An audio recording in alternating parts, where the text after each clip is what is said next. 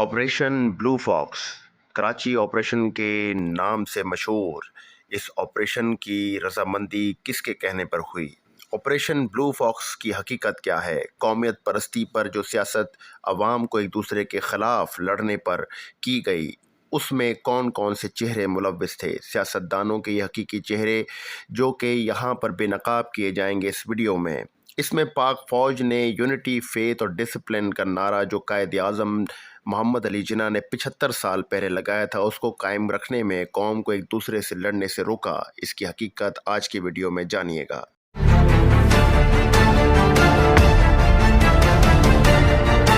ناظرین، قائد اعظم محمد علی جناح نے پاکستان اس لیے بنایا تھا کہ رسول اکرم صلی اللہ علیہ وآلہ وسلم کی قوم میں جو تفرقے بازی ہے اس کو یونٹی، فیتھ اور ڈسپلن سے باقاعدہ ختم کیا جائے اور اس قوم کو ایک پرچم تلے متحد کر دیا جائے۔ اس لیے یہ پاکستان بنایا گیا جو اقبال کے خواب نے 1947 میں، آج سے 75 سال پہلے اس کو قائد اعظم نے سچ کر دکھایا۔ لیکن 75 سال میں ان سیاستدانوں نے ایسی سیاست کی کہ جو نسلی، زبانی اور لسانی تعصب اور فرقہ واریت کی لہر میں اپنے مفادات کے لیے اس قوم کو ایک دوسرے کے خلاف کھڑا کر دیا۔ آج کی اس ویڈیو میں ہم وہ حقائق آپ کے سامنے رکھیں گے جو آپ پہ واضح کر دے گا کہ ان سیاستدانوں نے اپنی چیپ سیاست سے اس قوم میں تفرقہ بازی، یہاں پر ڈفرینس آف اوپینین اور ذہنوں کے اندر ایک دوسرے کے خلاف نفرتیں بھر دیں۔ ناظرین، اسی طرح 15 اپریل 1985 کی بات ہے کہ کراچی ناز آباد پہلی چرنگی پر نئے نئے سگنل نصب کیے گئے تھے، لیکن ریس لگاتی دو منی بسز نے اشاروں کی پرواہ نہ کی اور ایک دوسرے سے آگے نکلنے کی دوڑ میں چوک کراس کرنے لگیں۔ سامنے ہی سر سید گرلز کالج تھا۔ منی بسز کی زد میں سڑک کراس کرتی 3 طالبات زد میں آ گئیں، جن میں سے ایک بشرا زیدی اسی وقت دم توڑ گئیں۔ کالج میں خبر پہنچی تو طلباء سڑکوں پر نکل آئیں، انہوں نے احتجاج شروع کر دیا۔ اتنے میں ناز آباد کالج سے کچھ لڑکے بھی آ گئے اور انہوں نے بسز پر پتھراؤ شروع کر دیا۔ یوں احتجاج کا رنگ بدل گیا۔ اب اس احتجاج کی قیادت چند ماہ پہلے بننے والی ایک لسانی سیاسی تنظیم کے ہاتھ میں چلی گئی۔ اس تنظیم کے سرکردہ رہنماؤں میں عظیم احمد طارق، عمران فاروق، الطاف حسین اور فاروق ستار شامل تھے۔ ناظرین، اس جماعت کا نام تھا مہاجر قومی موومنٹ۔ اس ٹریفک حادثے اور احتجاج نے کیسے کراچی کو ہمیشہ کے لیے تبدیل کر کے رکھ دیا، آج ہم آپ کو بتائیں گے۔ کیا واقعی یہ لسانی اور اس طرح کی تعصبی سیاست 1985 سے شروع ہوئی یا اس کے تانے بانے پچھلے کسی دور سے ملتے ہیں؟ آج میں مہدی حسن اس کے اوپر روشنی ڈالوں گا۔ آپ سے گزارش ہے کہ ہمارے چینل انفارمیٹو پینتھر کو لازمی سبسکرائب کر لیں، کمنٹ سیکشن میں اپنی رائے لازمی دیجیے گا اور اس ویڈیو کو آخر تک لازمی دیکھیے گا۔ بہت شکریہ۔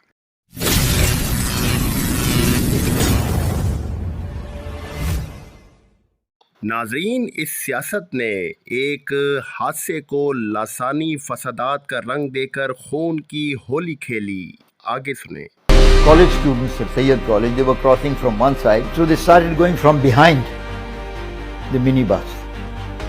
Another minibus came, but could not stop in time, and 2 girls were crushed.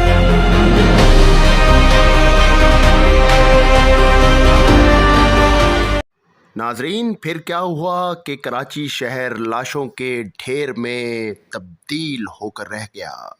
A simple accident turned into a riot, first against transporters and then targeting Pashtun population. ناظرین، یہ لسانی فسادات کا جو اصل چہرہ ہے وہ 1973 سے شروع کیا جاتا ہے، عوام کے بیچ میں تنازعات کھڑا کرنے کا۔ 1973 کا وہ سال جب ذوالفقار علی بھٹو یہاں کے تقریباً تمام سرکردہ چیزوں کے کرتا دھرتا تھے۔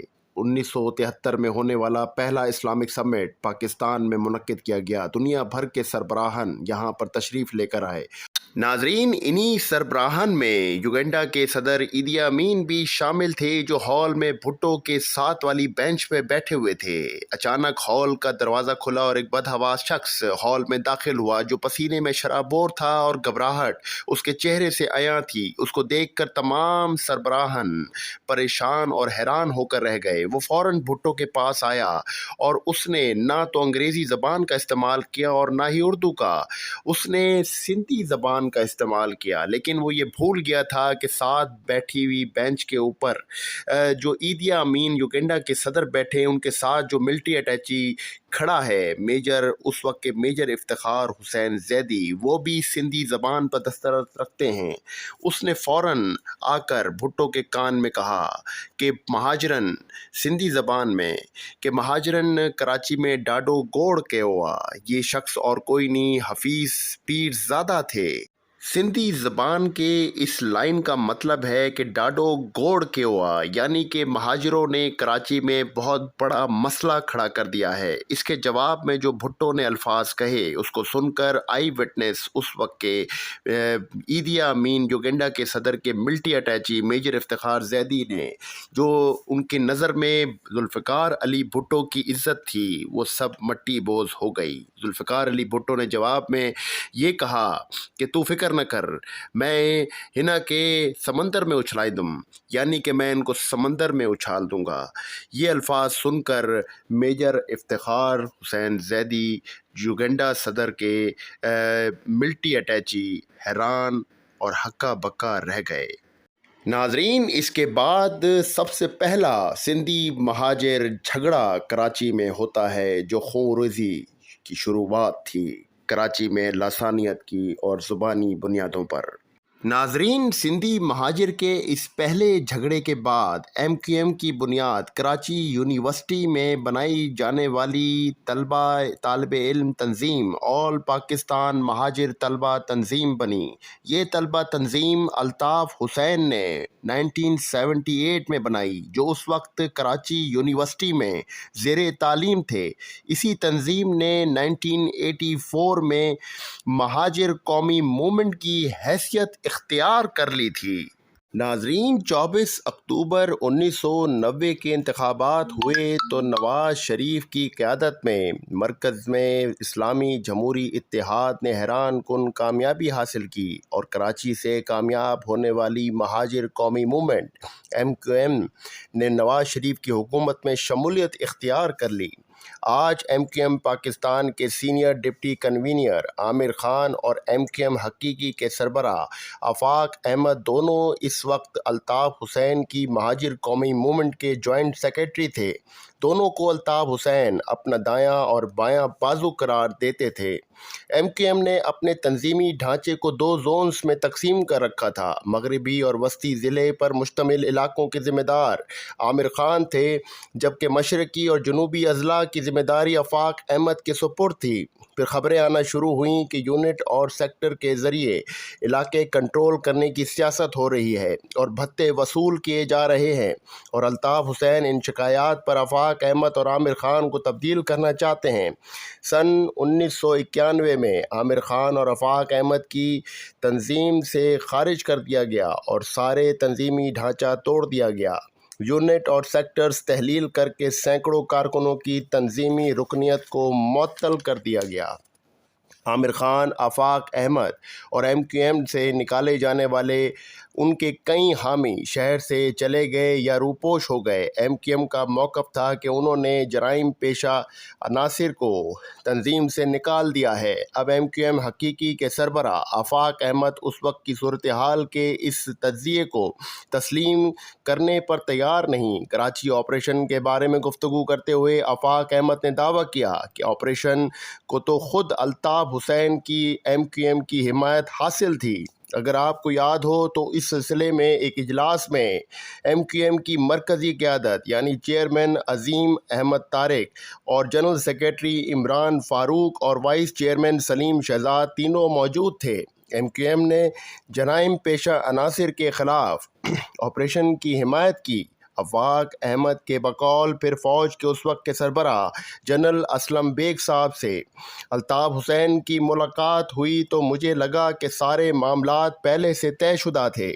اس وقت کی ملاقات میں ایم کیو ایم سے فرمائش کی گئی کہ جناب آپ قومی دھارے کی سیاست کیجئے۔ الطاف حسین نے کہا کہ ہمارے پاس اتنے وسائل کہاں، تو جنرل اسلم بیگ صاحب نے یونس حبیب کو وسائل کا انتظام کرنے کو کہا، اور جب وسائل کا انتظام ہو گیا تو الطاف حسین کی مہاجر قومی موومنٹ کو متحدہ قومی موومنٹ بنانے کی تیاریاں شروع ہوئیں۔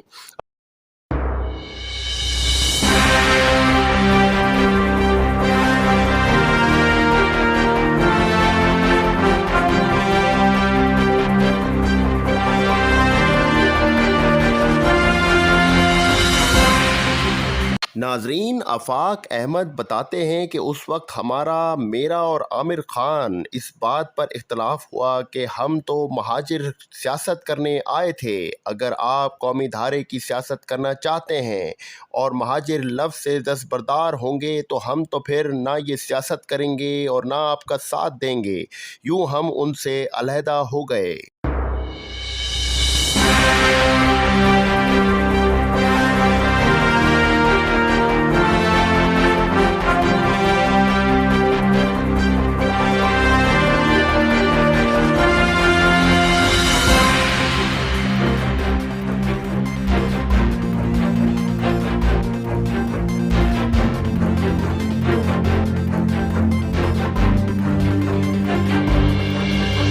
اگر مہاجر صوبے یا نئے صوبے کی ڈیمانڈ یا مطالبہ نہیں آیا ہے تو ہم نے لوگوں کے رد عمل کو روک کے رکھا۔ ناظرین، 80 کی دہائی میں کراچی کی آبادی 80 لاکھ تھی، جن میں 15 لاکھ پشتون تھے۔ ان لوگوں کا کراچی کی ٹرانسپورٹ میں سب سے بڑا حصہ تھا، اس لیے سمجھا گیا کہ لڑکی کو کچلنے والا ڈرائیور پشتون ہے۔ اس سوچ نے ایک عام سے ٹریفک حادثے کو لسانی فساد کا رنگ دے دیا۔ پہلے کراچی کی ٹرانسپورٹ پر حملے ہوئے، بسیں جلائی گئیں، ڈرائیورز کو مارا پیٹا گیا، اور پھر پشتون کی آبادیوں پر حملے شروع ہو گئے۔ یوں ٹریفک حادثہ مہاجر پشتون فساد کی نظر ہو گیا۔ اس آگ پر مزید تیل چند نامعلوم لڑکوں نے یوں ڈالا کہ قریبی پریس سے پشتون کے خلاف ایک نفرت انگیز پمفلیٹ چھپوا کر شہر میں تقسیم کر دیا۔ اس پمفلیٹ نے جلتی پر تیل کا کام کیا۔ 2 دن میں 25 بسز کو جلا دیا گیا، 50 سے 200 تک ہلاکتیں ہوئیں اور سینکڑوں زخمی اس کے علاوہ تھے۔ حالات اتنے خراب ہوئے کہ تعلیمی ادارے بند، امتحانات ملتوی کرنا پڑ گئے۔ امن و امان قائم رکھنے کے لیے شہر کے کچھ حصوں میں کرفیو بھی لگانا پڑا۔ اس واقعے نے کراچی کو لامتناہی بدامنی کی طرف دھکیلا اور ساتھ ہی ایم کیو ایم کو کراچی کی سب سے بڑی سیاسی جماعت بنا دیا۔ مہاجروں کو، جو کراچی کی آبادی کا 60% تھے، انہوں نے ایم کیو ایم کو اپنا محافظ جانا اور ان کے ساتھ جڑ گئے۔ مرنے والی لڑکی کے والد لوگوں سے اپیل کرتے رہے کہ اگر شہر کے لوگ پرامن ہو جائیں تو میں یہ سمجھوں گا کہ میری بیٹی زندہ ہو گئی، لیکن وہ یہ نہیں جانتے تھے کہ بات اب بشرا کی زندگی سے آگے نکل چکی ہے اور کراچی میں برسوں سے موجود لاسانی کی سیاست کا لاوا خاموشی سے پک رہا تھا، ایک آتش فشاں کی طرح پھٹ چکا ہے، جس کے لیے یہ ایکسیڈنٹ محض ایک بہانہ تھا۔ بشرا کے والدین کا تعلق کسی سیاسی جماعت سے نہیں تھا۔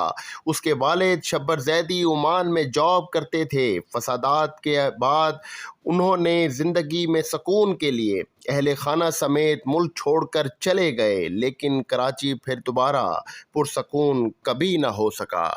ناظرین، کہانی اور آگے تب بڑھی جب جنرل آصف نواز فوج کے سربراہ بنے تو خبریں آنے لگیں کہ سندھ میں ڈاکوؤں، بھتہ داروں اور جرائم پیشہ عناصر کے خصوصاً اغوا برائے تاوان کی وارداتوں کی روک تھام کے لیے 72 بڑی مچھلیوں کے خلاف آپریشن ہونے والا ہے، اور 28 مئی 1992 کو آپریشن بلو فاکس شروع کر دیا گیا، جسے کراچی آپریشن کے نام سے آج بھی یاد کیا جاتا ہے۔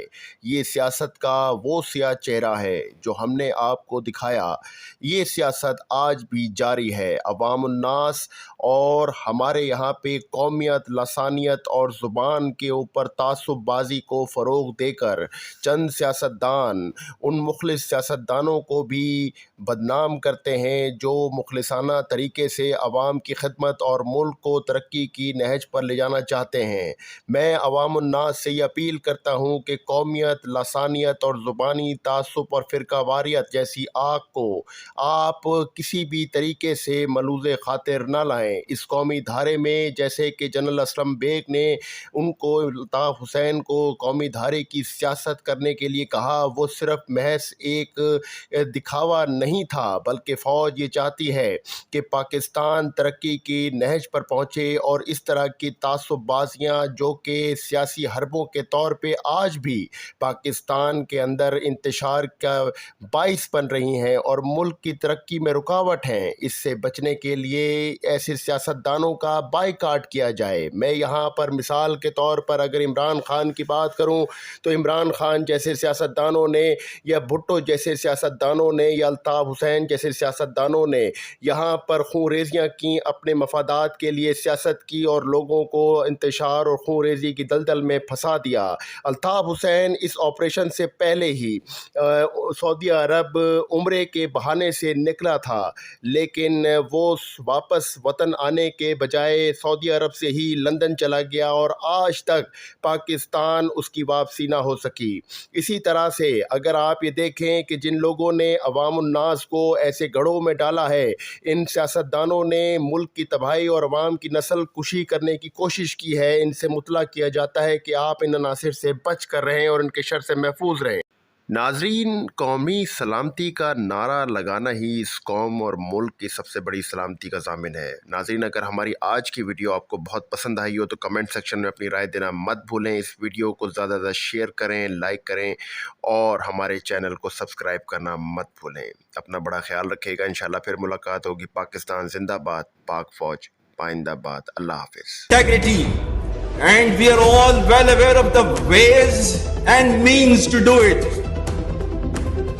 On behalf of the ranks and files of Pakistan Army, I assure the people of Pakistan that we are always ready and will never hesitate in rendering any and every sacrifice necessary for the defense of our sacred motherland. As proud soldiers of the Pakistan Army, we can neither be intimidated nor overawed by mere superiority in numbers and weapons or equipment, and we firmly anchor our reliance in the promise of Allah, which is kam min fiyatin qalilatin ghalabat fiyatan kaseeratan biiznillah. And the translation reads, how many times it happened that a smaller force vanquished a bigger force by the will of Allah. Pakistan Army Zindabad.